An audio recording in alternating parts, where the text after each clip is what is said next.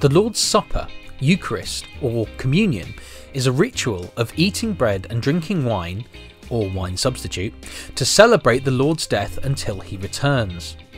It is a time to remember Jesus' body and blood being poured out for us, a chance for us to stop and centralise what our faith and relationship with Jesus is all about. The bread symbolises that his body was broken cruelly for us, taking our punishment for sin.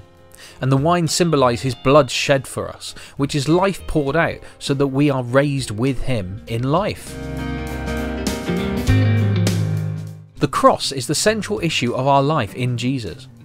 When we set time aside for communion, we are refocusing on him. What Jesus has done and the importance of Christ crucified must be what we believe to be the most fundamental issue. The cross shows very clearly that mercy and grace are what saves us, nothing that we've done of ourselves. On the cross, Jesus cried, "It is finished," meaning he accomplished our salvation, not us. Why is it all about Jesus? Check this out. The Son is the image of the invisible God, the firstborn over all creation. For in him all things were created, things in heaven and on earth, visible and invisible, whether thrones or powers or rulers or authorities, all things have been created through him and for him. He is before all things, and in him all things hold together, and he is the head of the body, the church. He is the beginning and the firstborn from among the dead, so that in everything he might have the supremacy. For God was pleased to have all his fullness dwell in him. Different denominations have different ideas about what communion really should be.